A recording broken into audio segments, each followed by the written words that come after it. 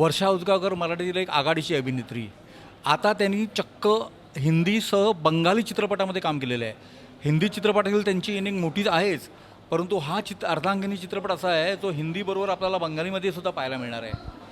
काय सांगाल तुम्ही या संधीबद्दल?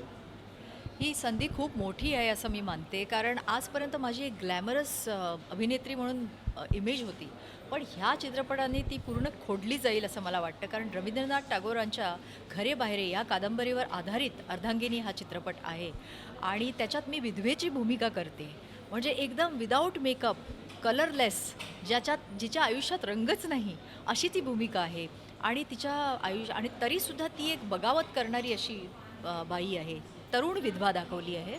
म्हणजे तिला असं वाटतं की त्या काळात विधवांनी मांस खायचं नाही, मच्छी खायची नाही, कारण बंगाली म्हणजे कलकत्त्यावर आधारित त्यांना चांगलं जेवण द्यायचं नाही, त्यांनी उत्सवामध्ये सामील व्हायचं नाही, अशा प्रकारचे त्यांच्यावर निर्बंध होते.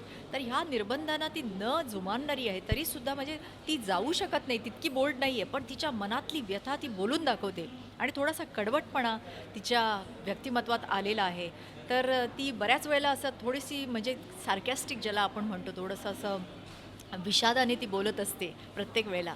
तर ही भूमिका करताना मी फार रमले या भूमिकेमध्ये. एकतर तो पेहराव, त्या काळचा एकतर पिरियड आहे, तो पिरियड प्ले आहे, त्यामुळे खूप छान वाटलं. आणि त्याच्यात माझ्याबरोबर सुबोध भावे आहे.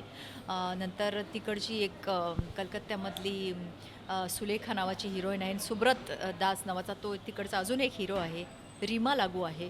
तर मला वाटतं हा संच इतका छान होता कलाकारांचा. आणि रीमा मुखर्जी एक म्हणजे ती वुमन डायरेक्टर, म्हणजे मला असं वाटतं एक स्त्री दिग्दर्शिका लाभली ह्या चित्रपटाच्या निमित्ताने. तर हा संच छान जुळून आला आणि मला वाटतं प्रेक्षकांना मला या भूमिकेत बघायला फार छान वाटेल. ह्या सिनेमामध्ये काम करण्याचं प्रमुख कारण काय?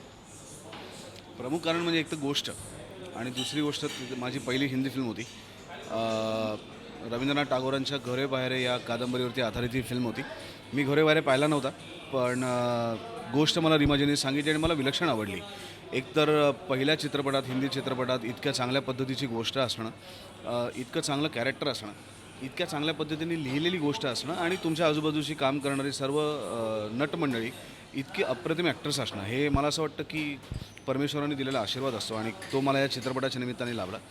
रीमाजींसारखी अशी अतिशय पॅशनेटली फिल्म करणारी, जगणारी एक डिरेक्टर असेल, श्रीलेखा आणि सुब्रतसारखे फॅन्टॅस्टिक ॲक्टर्स असतील की ज्यांना मी आयुष्यात कधी भेटलो नव्हतो, या सिनेमाच्या निमित्ताने त्यांची भेट झाली आणि मला आयुष्यभराचे खूप चांगले मित्र त्या दोघांच्या निमित्ताने मिळाले.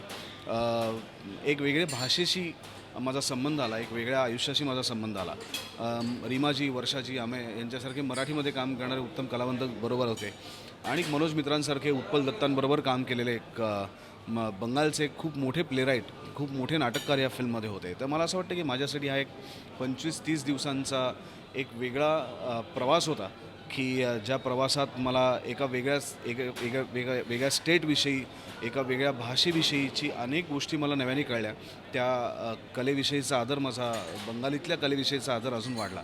आणि भारतात राहून मला असं वाटतं की मराठीतल्या अनेक गोष्टींवरती आपण काम करतोच, पण कुठल्याही कलाकारांनी वेगवेगळ्या भाषांमधल्यासुद्धा कलाकृती केल्या पाहिजेत की जेणेकरून त्याचा त्या भागातल्या संस्कृतीशीही परिचय होतो. आणि माझ्यासाठी ही फिल्म माझ्या हृदयाच्या एका कोपऱ्यातली अत्यंत महत्त्वाची गोष्ट आहे आणि ती मी कायम जपून ठेवीन.